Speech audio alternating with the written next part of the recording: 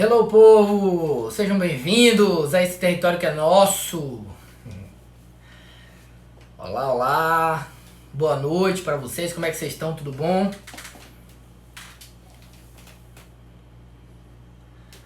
Olha os nomes aqui aleatórios. Grande Matheus tá por aqui já, irmão. Grande abraço, véi. Boa noite, boa noite. Como é que vocês estão? Tudo bom com vocês? Olá, boa noite. Tudo pampa, galera de Sampa. Muito massa. Meu tiozinho tá aqui já, a Arley tá aqui. Fernanda também, a galera do Rio de Janeiro. Abraço pra vocês do Rio. Deixa eu ver se eu acho mais gente aí.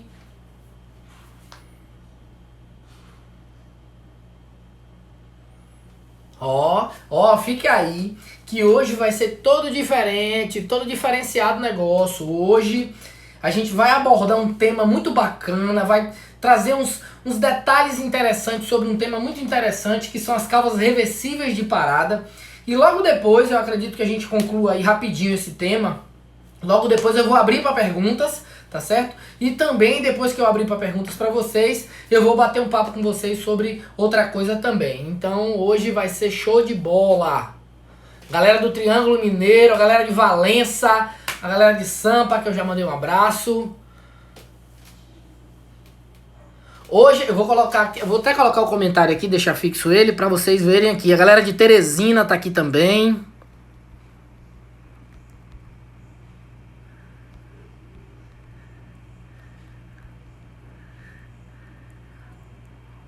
Então eu vou deixar já aqui.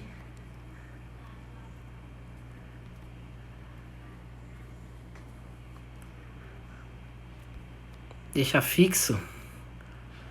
Fixar. Pronto. Fixei.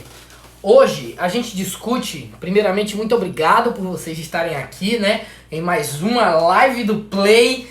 Dizer pra vocês que é um prazer enorme estar aqui toda terça-feira com vocês, pra gente compartilhar conhecimento, pra gente agregar conhecimento e dizer que assim é uma satisfação enorme pra mim, acreditem mesmo, é uma satisfação muito grande pra mim poder compartilhar algum tipo de conhecimento, de vivência prática mesmo de vocês e também baseado em evidência, tá bom?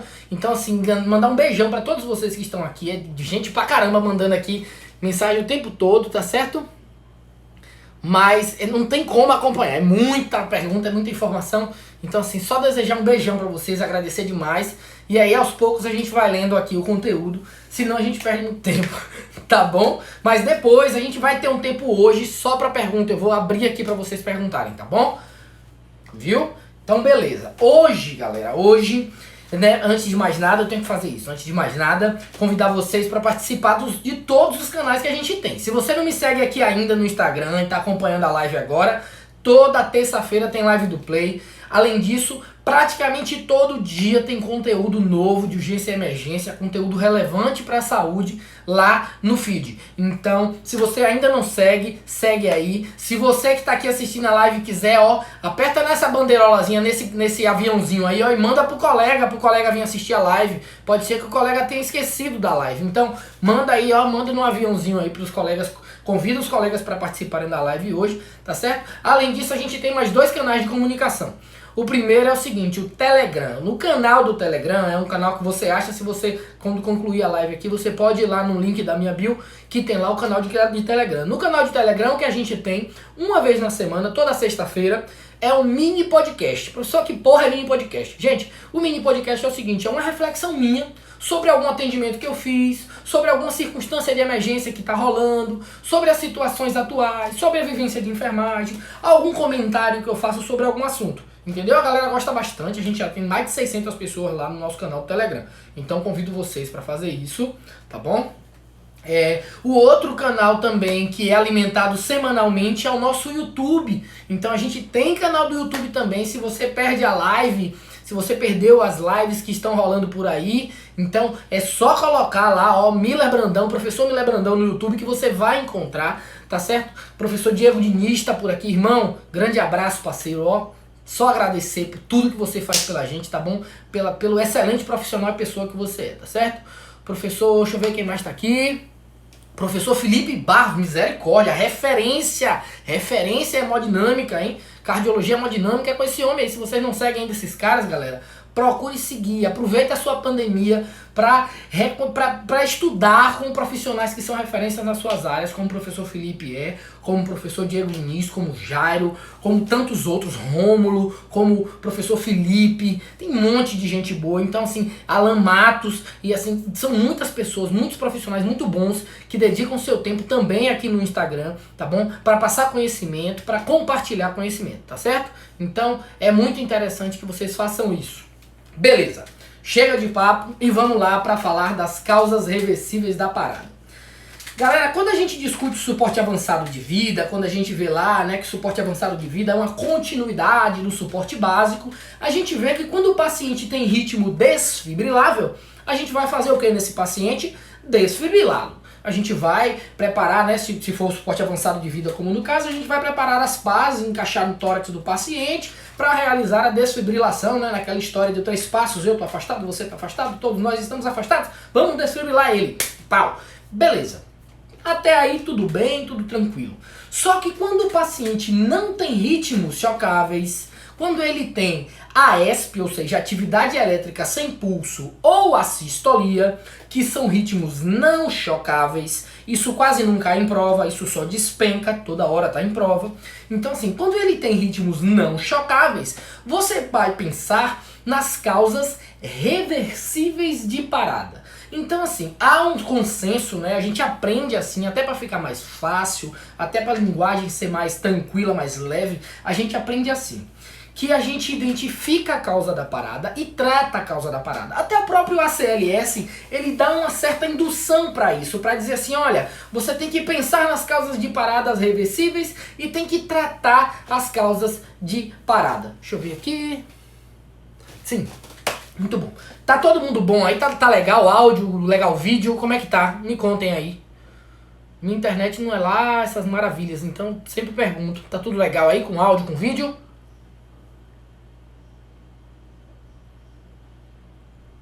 Grande Elton Chaves está aqui também. Muito obrigado por estar aqui. Grande Elton, tapa na pobreza.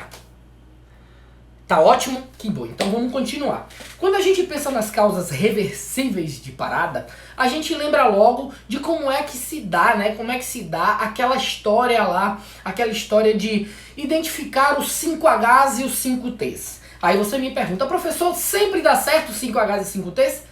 Sempre dá certo você pensar, mas nem sempre dá certo você na prática atuar para identificá-lo.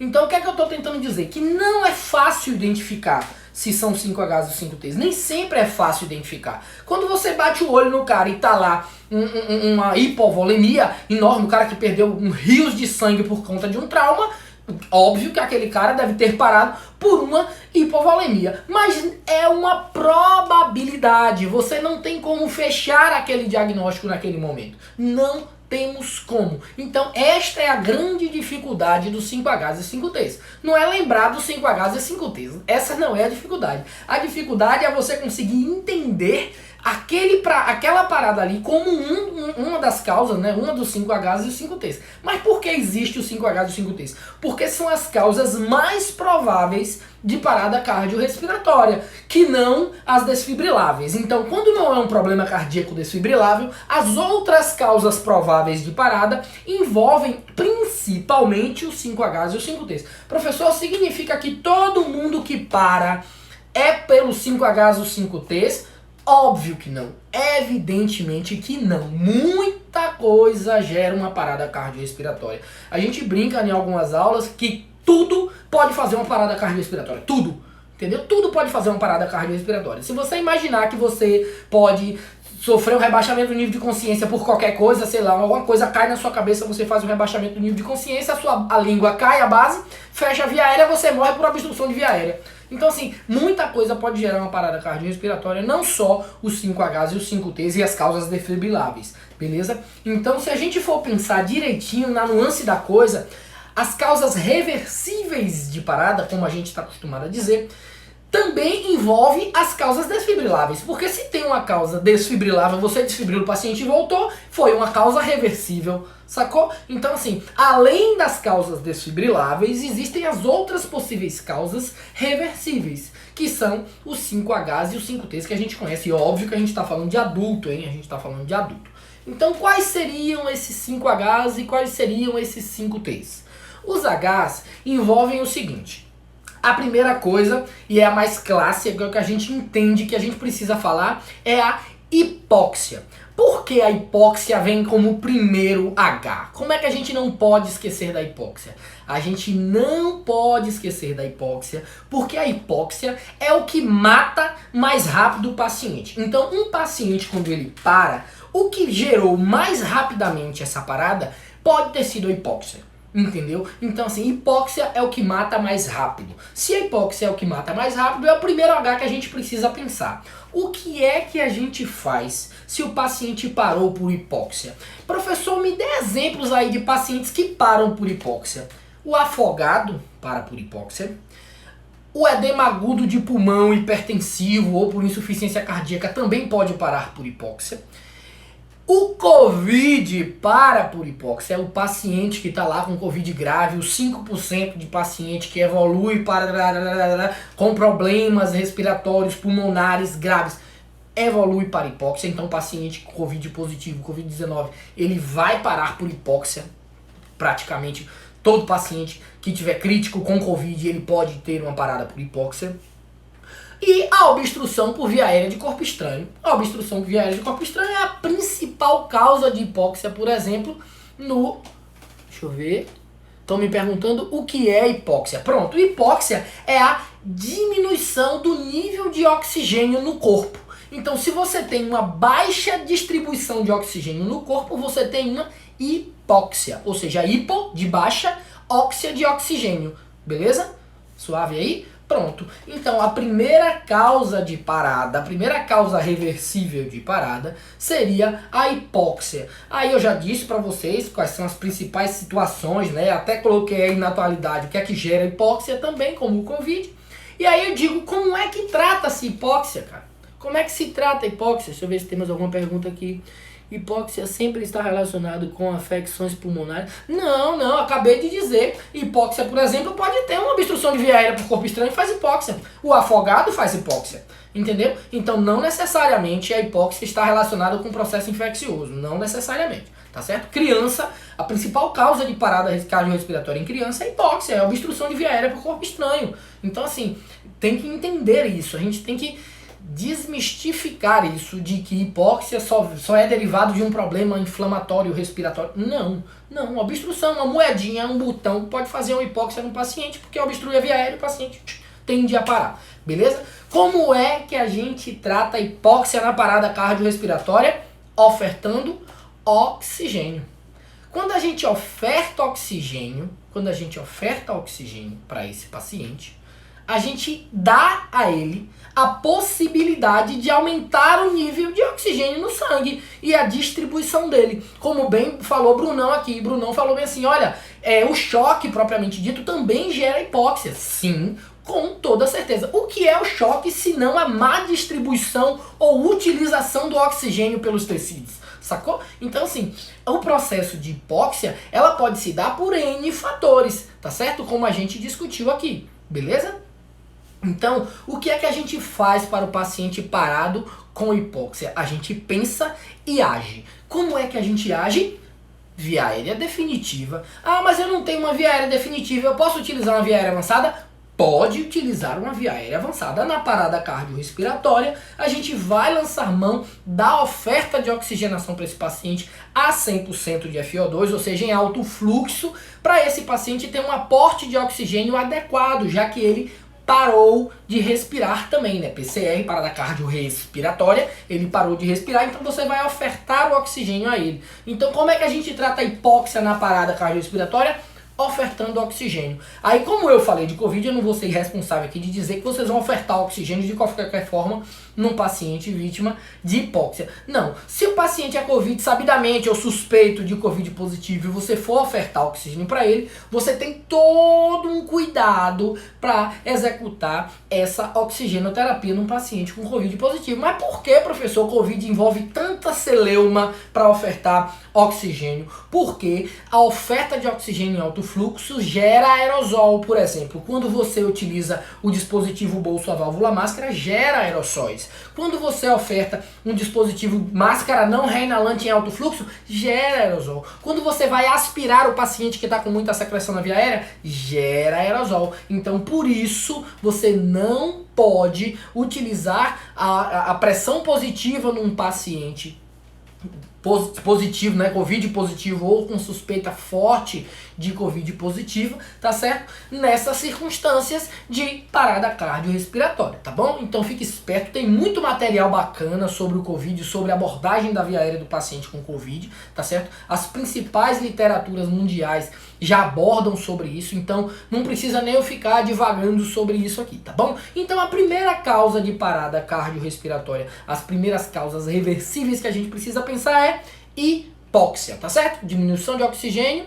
Então, se tem uma diminuição de oxigênio, o que é que você vai fazer? Aumentar essa taxa de oxigênio, ofertando oxigênio para esse paciente, tá certo? Muito bom. A segunda causa, né, o segundo H, né, a gente já falou de hipóxia, agora a gente vai para o segundo H. O segundo H é a hipovolemia. O que é hipovolemia? É a diminuição do volume. Deixa eu ver. N95 para aerosol. Deixa eu ver se tem alguma pergunta aqui. Isso, muito bom. Então assim, se você pode utilizar lança-mão de laringe, pode lançar mão de combitubo, pode lançar mão de tubo esofágico, pode.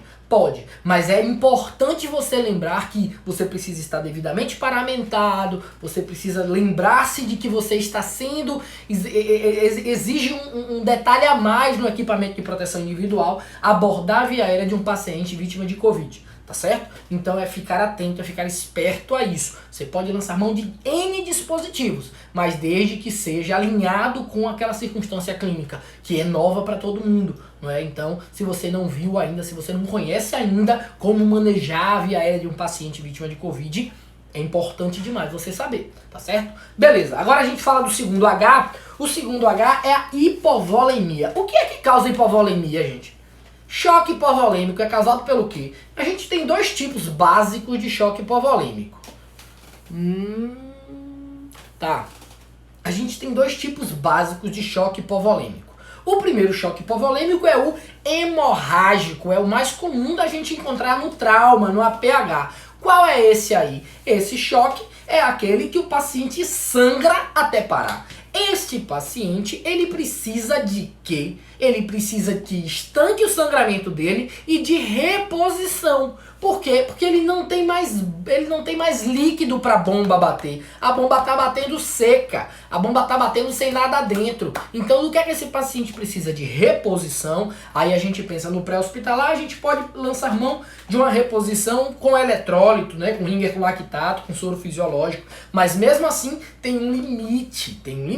E do estancamento dessa hemorragia. Se a gente está pensando no trauma, se a gente for abordar a parada cardiorrespiratória no trauma, a gente tem que pensar que antes da gente abordar, ou tão logo a gente puder na abordagem do PCR traumática, a gente precisa estancar o sangramento do paciente. Não adianta a gente comprimir, fazer compressão torácica no paciente, o paciente sangrando por uma artéria. A gente vai colocar o resto do sangue que esse paciente tem para fora. Então, se você vai abordar uma vítima em parada cardiorrespiratória, já tem esse "se" aí, né, enorme na frente. Se você for abordar uma vítima, deixa eu ver o que foi que o Brunão falou aqui, que a galera falou, deixa eu ver se o Brunão, hemorrágico e não, é isso, hemorrágico e não é hemorrágico, né, a gente tá falando do hemorrágico.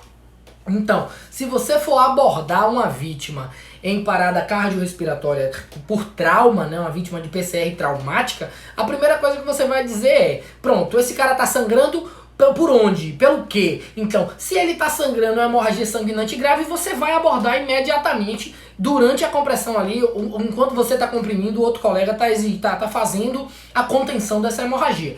Até porque não adianta você comprimir sem conter a hemorragia. É a gente lembrar do XABCDE, da abordagem imediata do paciente. Exatamente, a galera tá colocando aqui do XABCDE, tá certo? A gente precisa pensar nisso antes de abordar a vítima. Existem algumas cidades do Brasil e do mundo que trabalham também com hemoderivados no pré-hospitalar. Existe sim a possibilidade de trabalhar com hemoderivados no pré-hospitalar, tá certo? Então, se você puder lançar mão desse hemoderivado no pré-hospitalar, esse paciente tende a ter uma sobrevida melhor na reposição. Se for uma vítima de PCR traumática por choque hipovolêmico hemorrágico, como a gente está falando, então essa vítima tem uma possibilidade maior de retorno, porque você está infundindo sangue propriamente dito. E aí o sangue vai junto o quê? Plaqueta, hemácia, glóbulos brancos. Então assim, tudo que o paciente precisa e não só o volume propriamente dito,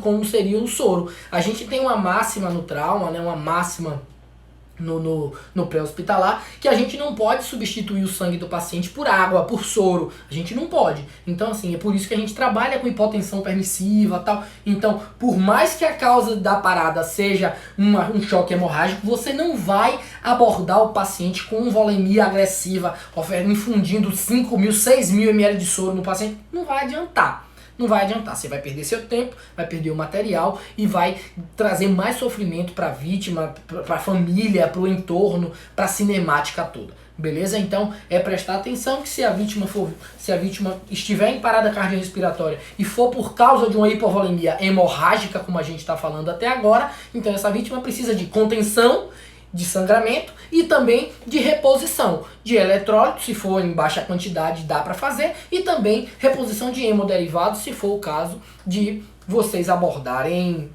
e no serviço de vocês terem, tá certo? No intra-hospitalar, por exemplo, é muito fácil você abordar o paciente e ofertar eletrólito e ofertar hemoderivado para o paciente que está em choque hemorrágico, tá bom? É tranquilo, é fácil. Tem um hospital de grande porte que tem hemocentro, tá certo? Muito bom. Agora a gente fala de outra H. Antes de falar do outra H, a gente fala do choque também, da hipovolemia, que é não hemorrágica. É aquela hipovolemia de distribuição, de sequestro de líquido para o terceiro espaço, tá bom? Por espaço intersticial. Então, quando há esse tipo de hipovolemia, né, esse tipo de choque hipovolêmico que gera uma parada cardiorrespiratória, você precisa tratar a causa do choque. Qual é a causa? Um grande queimado. Pronto, você vai ter que fazer reposição volêmica, você vai ter que abordar esse paciente. Pode ser que gere uma outra causa de parada, que é a hipotermia, no caso do grande queimado. Então, você vai tratando à medida que esse paciente te dá informações, paciente ou o todo, né, o envolvimento do todo, para abordar esse choque hipovolêmico também, que não seja de origem hemorrágica, tá certo? Então, a gente precisa pensar nas possibilidades e abordar. Se é um choque hipovolêmico não hemorrágico, a gente vai abordar esse choque, vai fazer uma reposição volêmica, obviamente, mas dentro da possibilidade de tentar tratar a causa, tá bom? Muito bom. Deixa eu ver aqui. Muito bom, vamos lá. Agora a gente fala de um outro H. Vou beber até uma água para falar desse H, que esse H aqui tem coisa para falar, viu? Muito bom. Agora a gente fala de outra H. Esse H é muito importante falar desse H, que é o H+. Então o terceiro Hzinho que a gente fala é o H+, que é de acidose. Então quando é que o paciente tem, né, H+ livre, né, quando o paciente tem íons de hidrogênio livre no corpo? Então assim, quando é que a gente oferta esse paciente, oferta bicarbonato de sódio a 8,4% para esse paciente na parada? Quando é? Essas situações a gente precisa ponderar muito bem. Por quê? Porque o paciente nem sempre ele precisa de bicarbonato de sódio. Nem sempre é o paciente que vai se beneficiar de bicarbonato de sódio no início da parada cardiorrespiratória. Então, quando o paciente estiver lá em situações de uma parada cardiorrespiratória muito prolongada, ou seja, mais de 15, 20 minutos de parada, aí já é interessante que você utilize o bicarbonato de sódio. Mas por quê, professor? Porque o bicarbonato de sódio, ele precisa atrair o líquido intracelular para aumentar a volemia. Então o que é que o bicarbonato faz? O bicarbonato, ele tira o líquido do intracelular e joga dentro do vaso. Para quê? Para aumentar o volume, para tentar aumentar o débito, aumentar a pré-carga e esse coração voltar a bater melhor. Entendeu? Então é para isso que a gente utiliza, para evitar a acidose, para diminuir a acidose desse paciente que tem uma parada cardiorrespiratória prolongada. Outra circunstância muito importante também é que a gente esquece, né, que também é indicada a utilização do bicarbonato, é quando há a intoxicação por antidepressivos tricíclicos. Antidepressivos tricíclicos, eles têm sim indicação de utilização de bicarbonato de sódio. Então, se é uma parada que sabidamente esse paciente foi intoxicado por um antidepressivo tricíclico, a gente vai utilizar bicarbonato de sódio como antagonista. Beleza? Não se esquecer, não é só acidose, não é só acidose que recomenda.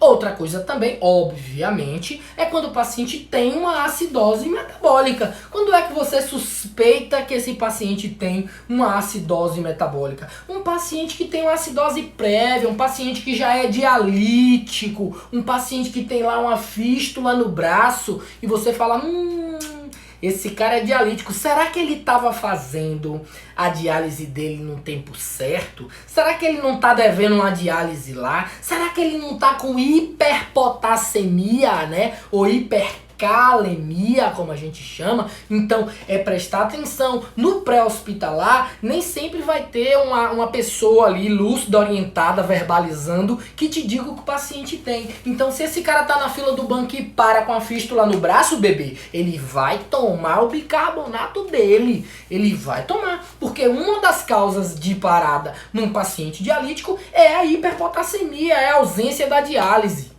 Então, assim, quando esse paciente está com um distúrbio metabólico, esse paciente pode evoluir para uma parada cardiorrespiratória. E é nessa hora que a gente pensa no bicarbonato de sódio, tá certo? Por hiperpotassemia ou hipercalemia, tá certo? Muito bom. Uma coisa muito importante para falar sobre o bicarbonato é que se você não tiver nenhuma dessas circunstâncias que eu já falei, né, PCR prolongada, ou intoxicação por antidepressivo tricíclico, ou uma acidose metabólica sabida, né, uma hiperpotassemia, por exemplo, se você não tiver nenhuma circunstância dessa, na fase inicial da PCR, não é interessante que você faça o bicarbonato. Então, fez o acesso venoso, adrenalina, não, vamos fazer o bicarbonato. Não. Mas por que não, professor? Se a causa for essa e a gente não souber, entenda. O começo da parada cardiorrespiratória, a compressão e a ventilação, elas já são eficazes, elas já são suficientes para controlar a acidose metabólica. Então você não precisa fazer bicarbonato empiricamente, tá certo? Você não precisa utilizar o bicarbonato empiricamente no começo da parada. Você só vai utilizar o bicarbonato de sódio se você tiver uma certeza, né, uma suspeita diagnóstica muito bem fundamentada em acidose metabólica, hipercalemia, intoxicação por antidepressivos tricíclicos ou com a RCP já lá 20, 30, 40 minutos. Tá bom? Aí você pode lançar mão da utilização do bicarbonato de sódio. Muito bom. Professor, qual é o problema de utilizar esse bicarbonato de sódio no começo dessa PCR? Se você utiliza esse bicarbonato antes, ele pode fazer o efeito reverso, ele pode te desidratar esse paciente ao invés de tirar o líquido, né, intracelular para aumentar a volemia. Então você tem que ter muito cuidado para você não fazer uma iatrogenia no paciente que já está parado, no paciente que já tem uma circunstância clínica, a pior circunstância clínica possível, tá certo? Então é muito importante. Perguntaram aqui o que são antidepressivos tricíclicos. São medicações antidepressivas. Medicações antidepressivas que pessoas que têm o diagnóstico de depressão utilizam. Algumas pessoas que têm diagnóstico de depressão utilizam antidepressivos tricíclicos, tá certo? É um tipo de antidepressivo. Uma coisa muito importante. Agora presta atenção. Se você não tá com o papel e a caneta na mão, pega aí agora, porque isso aqui é extremamente importante. Se você for utilizar, deixa eu ver aqui, tem alguma relação do ritmo não, e o uso de bicarbonato. Não entendi. Tem alguma relação do ritmo com o... Não entendi aqui, tá? Mas vamos lá. Vamos lá, senão a gente perde tempo aqui. Se você for utilizar o bicarbonato, presta atenção nisso, isso é importante. Se você for utilizar o bicarbonato, você vai utilizar ele em uma via separada da via da adrenalina, tá certo? Não se utiliza bicarbonato na mesma via da adrenalina. Ou de outra, por exemplo, você vai fazer uma noradrenalina após PCR e aí o paciente para de novo, você fez noradrenalina ali e vai fazer o bicarbonato. Então, não faça, porque o bicarbonato de sódio ele tende a inativar essas substâncias, as aminas, tá certo? A noradrenalina e a adrenalina. Então não utilize a mesma via. Não utilize a mesma via do bicarbonato e da adrenalina. Não utilize, tá bom? Muito bem, vamos lá, senão a gente não segue o baile, a gente não desata o nó. Muito bom. A outra causa de parada, a quarta causa de parada, é a hipotermia. Uma causa de parada que não é tão comum no Brasil, né? Aqui no BR a gente não tem muita hipotermia tal. Só que assim, entenda que hipotermia é uma perda de calor do corpo de forma excessiva. Ou seja, o corpo não consegue compensar a perda de calor e a realização, a produção desse calor. Então, essa desregulação da produção de calor é que gera uma hipotermia. Professor, você já pegou a hipotermia? Não peguei parado, mas eu peguei com um rebaixamento do nível de consciência importante aqui em Salvador, numa praia. Uma criança foi exposta a horas e horas de água, tá certo? E tava um tempo nublado. E aí o que é que acontece? A gente pegou essa criança, né? Foi afogada, tal, a gente tirou ela da água. Não, o pessoal lá, o salva-vidas, tirou ele da água, trouxe pra cá. E o paciente tinha uma alteração no nível de consciência interrogada. A gente não sabia se tinha sido uma TRM, né? Um trauma raquimedular. A gente não sabia o que aquele paciente tinha. Ele estava rebaixado e a gente não entendia. Ele não tinha sintomatologia nenhuma. Só que a gente de macacão, máscara, luva, não se atentou para tocar no paciente ou colocar temperatura no paciente, até porque no afogado a gente não pensa nisso, entendeu? Em temperatura do paciente. E não é a principal a intenção dali na hora. Então assim, quando a gente atendeu esse paciente, foi eu e um amigo meu, Fábio. Fábio tá morando em Piauí hoje. É mastologista ele. Então, quando a gente foi abordar esse paciente, ele simplesmente estava com rebaixamento de nível de consciência. A gente pensou, rapaz, vai ter que entubar esse carinha. Era o quê? Uns 10 anos de idade. A história é macabra, gente. 10 anos de idade, ele era o responsável por mais duas crianças. Uma de 4 anos e outra de 6. Ou seja, ele era o 10 anos, tinha um de 4 anos e outro de 6. Imagina a cena. Na praia, eles 3 sozinhos. O responsável da equipe era ele. Era o de 10 anos de idade. Coisas de Salvador. Coisas da BA. Sim, então, esse pacientezinho, a gente só foi descobrir a hipotermia dele, que estava levando a uma diminuição do nível de consciência dele, a gente só foi descobrir depois que eu tirei a luva para falar no celular com a central. Que o braço dele caiu, eu peguei o braço dele e percebi que estava muito gelado o braço. Aí eu falei, velho, como é que tá a temperatura desse moleque? Aí ele, o que foi? Eu digo, o braço tá gelado. Peguei o termômetro e coloquei. Tava lá 33 ponto alguma coisa. Eu falei, meu Deus, desliga o ar. Desligamos o ar, pegamos o soro, aquecemos o soro, colocamos nesse paciente, botamos pra quebrar, esquentando ele, né, com manta térmica e tudo, pra quando chegasse na unidade de referência. Chegou na unidade de referência, ele já tava com o olhinho aberto, perguntando cadê a mãe dele. Então, assim, foi um paciente que marcou legal, porque foi um paciente vítima de hipotermia em Salvador. Ninguém espera uma hipotermia em Salvador. O negócio é sinistro. beleza? Muito bom. Então, assim, é lembrar também, né, que podem ocorrer também, né, aqui, por exemplo, uma coisa muito importante também que a gente tem que pensar é que toda grande cidade, ela vai ter uma câmera frigorífica. Então, o paciente pode, sei lá, se prender numa câmera frigorífica e fazer uma hipotermia, fazer uma parada por hipotermia. Então, é ficar esperto, que nem sempre a gente pensa, ah, não, no Brasil não vai existir, mas pode existir, esfregar na nossa cara, tá certo? Então, é lembrar que pacientes com roupas molhadas demais podem aumentar o risco de hipotermia, tá certo? Obviamente é mais comum em climas frios, né? Em locais de gelo é mais comum, beleza? Aquece o soro, tá certo? Dá pra aquecer o soro. Na ambulância é só colocar na frente, lá no porta-luva ali na frente, ó. Daqui a pouquinho ele já tá com temperatura ótima, 30 e poucos graus já. Então dá pra aquecer o soro na ambulância assim. Muito bom. Outra causa importante de parada cardiorrespiratória, né, uma causa reversível de parada cardiorrespiratória, e essa também é muito importante que a gente fique atento, tá certo? É muito importante que a gente fique atento. A gente vai pensar em hipocalemia. É hipo ou hipercalemia. Mas para cada uma existe uma forma adequada de se abordar, entendeu? Então, geralmente nos mnemônicos que a gente vê tem lá hipo/hipercalemia. E aí fica como se o tratamento fosse o mesmo. De jeito nenhum, é completamente diferente. Então uma coisa que a gente precisa separar para tratar diferente é isso. Então quando a gente está falando de hipocalemia, ou seja, a diminuição da concentração sérica de potássio, tá certo? Ou seja, quando é o nível crítico de potássio, professor, é 2,5 mEq por litro, já tá sinistro. Tá certo? Então, assim, é considerado uma normalidade eletrolítica importante, tá certo? Para a prática clínica. Então, quais são os efeitos da administração em bolos de potássio? O que é que a gente aprende quando a gente está estudando 5Hs e 5Ts? Quando a gente está aprendendo lá que toda a medicação da parada a gente vai fazer seguido de um bolos de 20 ml e elevação de membro, né? Um flush de 20 ml e elevação de membro de 5 a 10 segundos. Todo mundo aprende que a gente faz em bolos as medicações de parada. Não é toda a medicação da parada que a gente vai fazer em bolos. Não é. Entendam isso.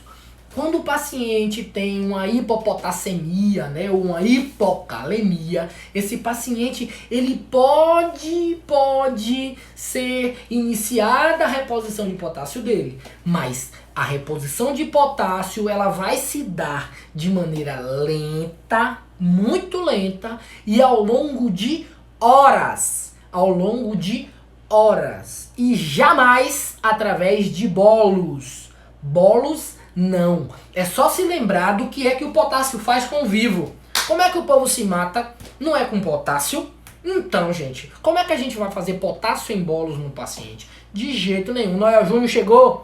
Beijo, Noelzinho. Que bom. Tava sentindo falta de você. Quase não vejo nada que o povo tá escrevendo, mas tudo bem. Vamos lá. Então, assim, é muito importante a gente lembrar que o efeito da utilização... Deixa eu ver... Pode ocasionar PCR, exatamente. Então a gente não vai. Por quê? Porque o efeito da administração em bolos de potássio durante uma PCR, ela pode ser, né, ela é desconhecido. A própria American Heart Association fala que é o seguinte, que deve ser evitada ao máximo bolos, porque não tem efeito sobre a hipocalemia. A utilização do potássio em bolos é desconhecida. Ninguém fez um estudo que justifique a utilização do potássio em bolos. Não existe isso. Não existe, tá certo?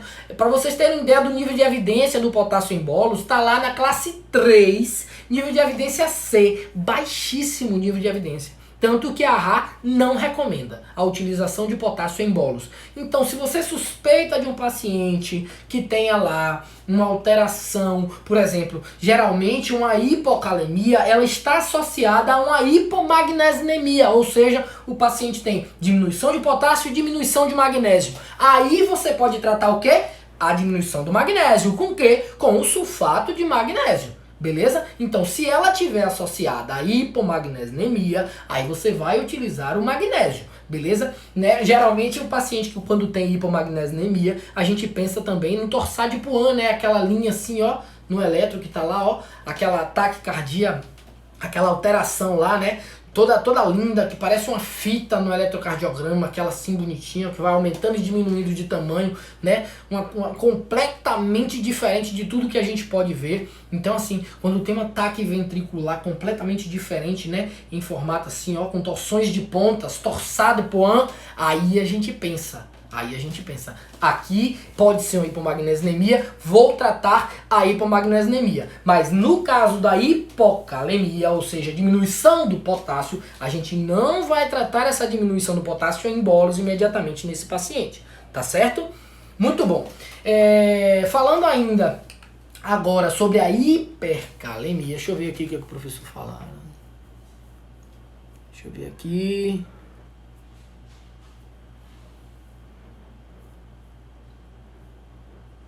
Isso, potássio sempre em bomba de fusão.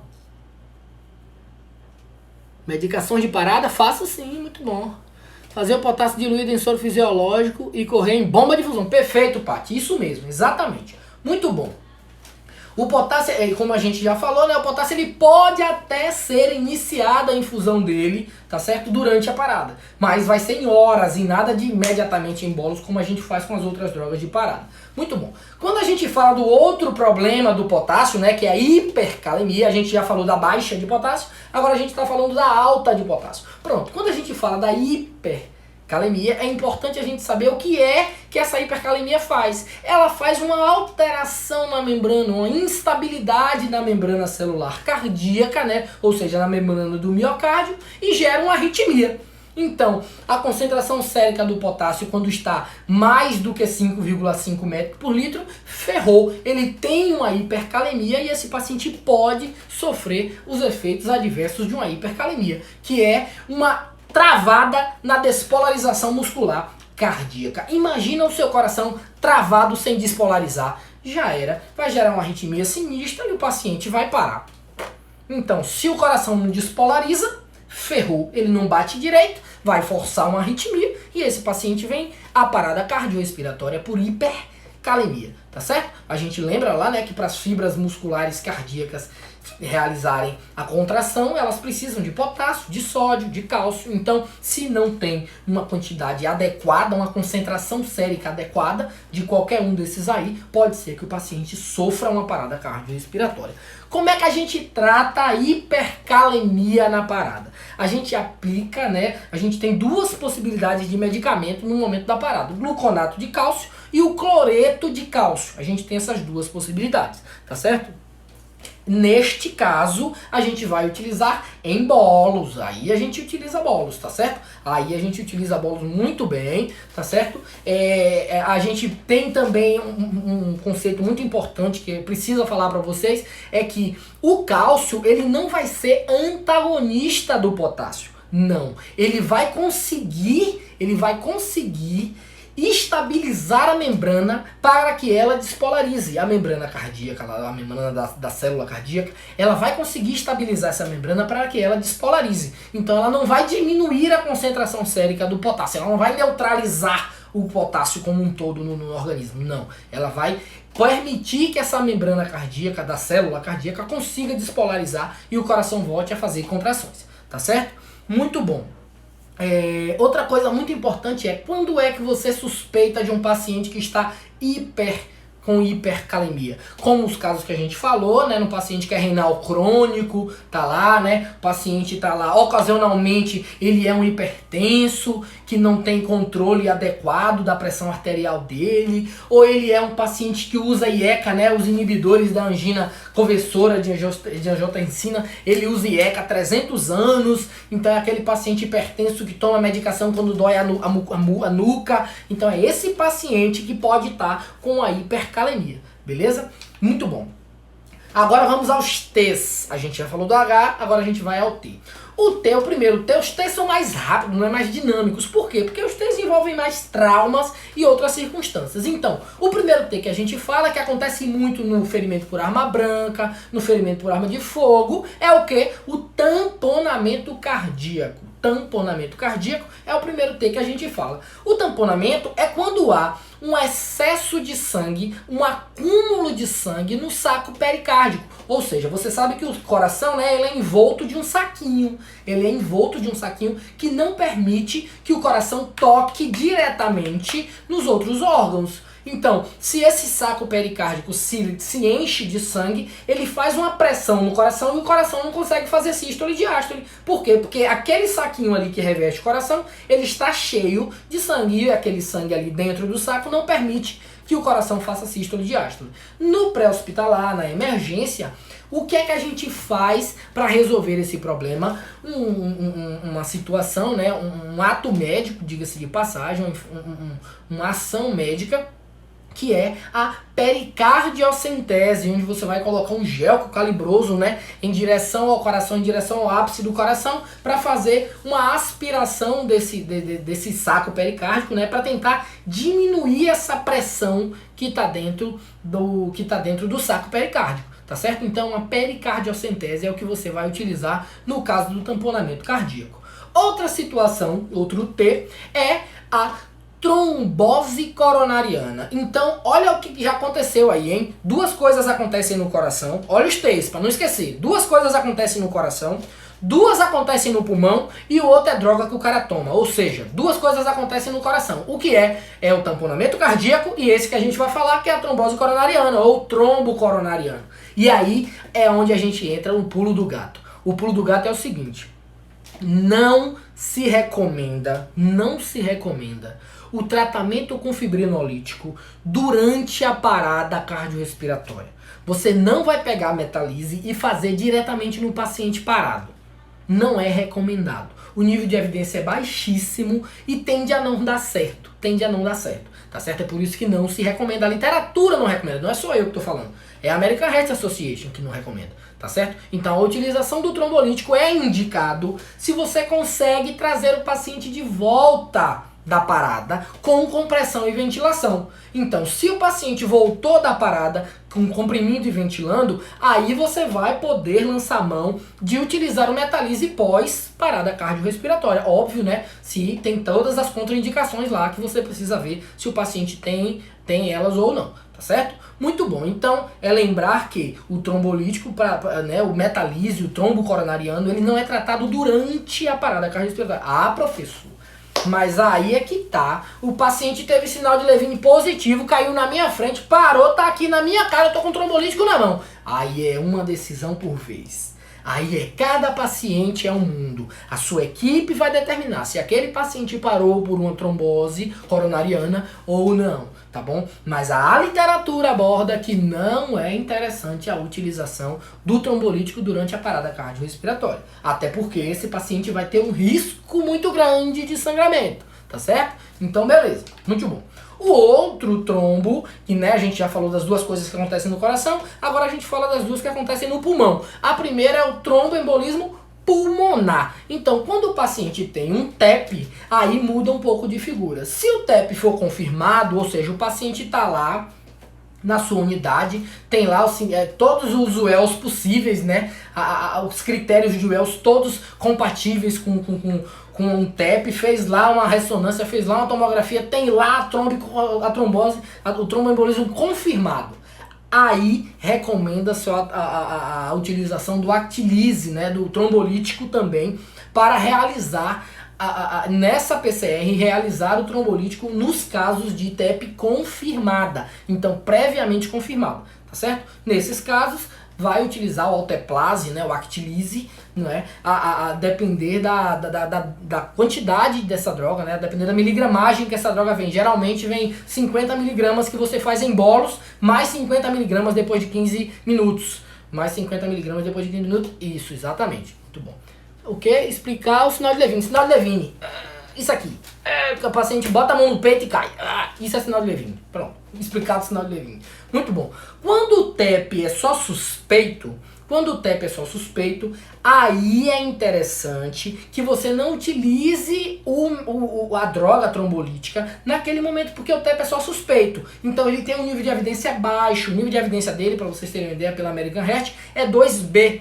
Então o nível de evidência é baixo da utilização do trombolítico no TEP para o paciente que é só suspeito, beleza? Se o paciente for confirmado, beleza, utiliza. Se não for confirmado, não utiliza, o nível de recomendação é baixo, tá certo? Muito bom.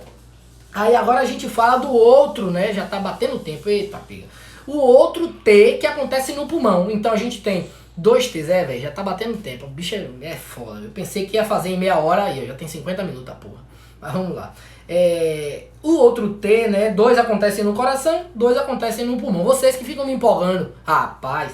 Então o outro que acontece no pulmão é o seguinte: tensão no tórax, ou seja, um pneumotórax. O que é isso, professor? É quando há um aumento do volume de sangue no tórax, e aí esse tórax ele limita a expansão do pulmão, e esse pulmão limitado ele vai fazer uma deformação no mediastino desse paciente, comprimir o coração, e esse coração não vai conseguir fazer sístole e diástole, ele vai ficar comprimido ali, encostadinho no canto, beleza? Então isso é uma tensão no tórax, é um pneumotórax. Entra ar onde não deveria ter, que é na caixa torácica, entra ar na caixa torácica, e aí esse coração não consegue fazer sístole e diástole, porque ele não tem uma pressão adequada no tórax, tá certo? Na parada cardiorrespiratória, recomenda-se, Ixi, travou, mas daqui a pouco volta, é rápido. Na parada cardiorrespiratória, recomenda-se que você faça a toracocentese. Toracocentese. Tensão no tórax, é quando há o aumento do... Quando há o aumento do tórax, quando há o aumento da pressão, né? Entra ar por onde não devia no tórax. Isso é pneumotórax, tá certo? No pneumotórax a gente vai fazer a toracocentese. A toracocentese é aquela manobra de descompressão do tórax do paciente para tentar reverter essa parada cardiorrespiratória dele, tá certo? Nos tóxicos, que é o último T, deixa eu ver aqui, acho que o Paty falou que não é a dose do Actilise, não é essa não é essa pra... Então diga aí, mulher, qual é a dose do Actilise? Eu acho que é 50 mg em bolos, mais 50 depois de 15, não? Acho que é. O tenecteplase que é por peso. Agora eu acho que... Veja aí e me diga. Já que você disse que não é, procure aí, Doide. Me diga qual é a dose, que eu acho que é essa. Mas vamos lá. O tóxico, né, é o último T. Então, 2 no coração, 2 no pulmão e 1... Tá não, velho, minha net tá boa, tá rodando bem. 2 no coração, 2 no pulmão e o tóxico. Vou botar no 3G então, e vocês, viu? E agora, foi? Tá no 4G.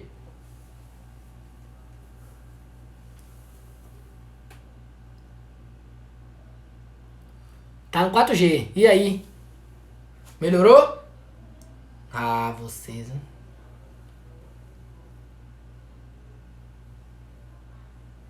Vamos lá, peraí, Paty, que eu digo. Bem, então o tóxico é o seguinte.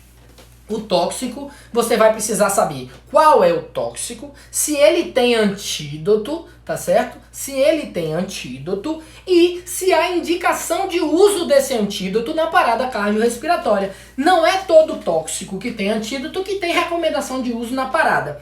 Há controvérsias na literatura sobre, por exemplo, a utilização da naloxona, que é um antídoto do opioide, por exemplo. Então, quando o paciente é intoxicado por opioide, o antídoto é a naloxona, né? O naloxone. Então, assim, existem controvérsias na literatura sobre a utilização de alguns antídotos para alguns tóxicos na parada cardiorrespiratória, da efetividade da utilização desses antídotos, tá certo? Mas, por exemplo, no suporte básico de vida nos Estados Unidos, é recomendado que você solicite junto com o DEA, quando você solicita ajuda, você vai solicitar junto com o DEA uma caneta de naloxona. Assim que o DEA chegar e a caneta chegar, você vai instalar, né, você vai fazer intramuscular no vasto lateral do paciente a naloxona intramuscular no paciente que você suspeite de parada por intoxicação por opioide, por exemplo. Então, há controvérsias, há discussões na literatura ainda por isso, tá certo? Muito bom. Deixa eu ver o que o Paty falou aqui sobre a medicação. Seguido de 90 mg de infusão endovenosa em 2 horas. Cadê? 10 miligramas em bolos de 1 a 2 minutos. Pois é, eu encontrei essa recomendação na própria bula do Actilize. Mas Paty falou o seguinte, que é 100 ml, mas é 10 ml, é 10 ml primeiro, e depois 90 ml durante o tempo, não é isso, Paty? Deixa eu confirmar aqui. Deixa eu ver, é 10 ml. 10 ml em bolos, no primeiro, segundo minuto, 10 ml, e depois mais 90 ml ao longo das 24 horas. Isso, ao longo das 2 horas, 2 horas depois. Muito bom. Muito bom. Excelente. Obrigado, Paty. Obrigado. Eu não tinha essa informação não. Acho que eu vi na bula, eu acho que isso. Mas obrigado, tá? Obrigadão. Galera, é o seguinte, tem um assunto pra dar pra vocês agora, tem uma coisa pra falar pra vocês, pra galera que tá aqui, tá certo? O tóxico é isso, as causas reversíveis de parada são essas, a gente precisa ficar atento a tudo isso, tá bom? Se você... O quê? Se eu falei, tá fudido. Ah, não, se você falou, amanhã a gente resolve no plantão, amanhã a gente dá um jeito de resolver. Sim, galera, é o seguinte... O nosso curso de dor torácica, ele vai fechar o carrinho amanhã, meio-dia. Então, se você não fez ainda o nosso curso de dor torácica, onde a gente aborda tudo isso sobre trombo coronariano, sobre a parada no trombo, então assim... Se você não fez ainda o curso, amanhã meio-dia vai fechar o carrinho, cara. Você não pode perder a oportunidade de fazer esse curso, tá muito massa. Amanhã meio-dia já fecha. A live vai ficar salva aqui. Eu vou colocar logo depois da live, vou colocar também aqui pra você deslizar pra cima e fazer a sua inscrição agora no curso de doutorado, que amanhã meio-dia já vai fechar o carrinho, tá certo? A gente vai ter o limite máximo, já vai chegar, então a gente vai fechar o carrinho amanhã meio-dia, tá bom? Então se você não fez ainda o curso de dor torácica, aproveita que fecha amanhã meio-dia. Então faça, bebê, faça que vai ser muito top, vai ser muito legal, tá bom? Então, muito obrigado, tá bom, pela presença de vocês aqui. Não se esqueçam de mandar pros colegas aqui, a live vai ficar salva, depois ela vai pro YouTube também, tá bom? E outra, faça o curso de dor torácica que vocês não vão se arrepender, tá bom? Garanto! A gente vai ter lá 10 questões de concurso, as principais emergências do Covid vai ter lá, tá certo? As principais emergências, 10 questões de concurso. A gente tem também um mês inteiro para tirar dúvida de vocês, um mês inteiro para tirar todas as dúvidas que vocês tiverem sobre a temática, mandar pra mim, eu vou responder em tempo hábil, eu respondo muito rápido mesmo, tô conseguindo responder no mesmo dia. Então tá bacana, tá legal, tô mantendo, tá bom? Então assim, convidar super vocês pro curso, vai ser muito bacana o curso, tá bom? E desejar assim uma semana maravilhosa pra vocês, eu espero ver vocês lá no curso de dor torácica. Vou deixar aqui o link, logo depois da live vai ter o link aqui, pra vocês deslizarem pra cima, tá bom? E fazer a inscrição de vocês no curso de dor torácica. Amanhã, meio-dia, fecha o carrinho e aí já foi, tá bom? Então não percam a oportunidade, beleza? Vou virar a câmera aqui, pra gente fazer a nossa selfie bonitinha. Me marquem na selfie. Se você tem a conta fechada, se você tem a conta oculta, tira um print e me manda, tá bom? Tira um print e me manda, tá bom? Não se esqueça disso. Vou virar, hein?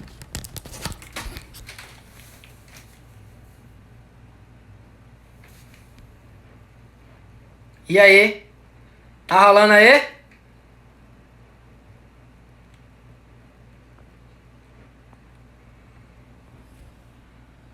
E aí? Muito obrigado, muito bom, muito bom.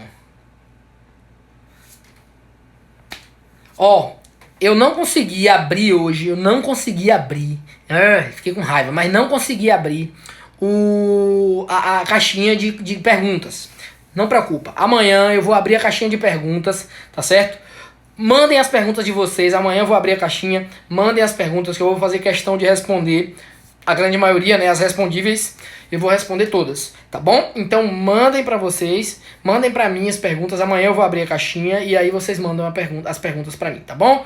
Beijão, boa noite pra vocês, façam um curso de dor torácica que vai fechar amanhã meio-dia. A galera já mandou o recado, Mila, amanhã meio-dia fecha. Então faça o curso, eu tô esperando vocês lá, tá bom?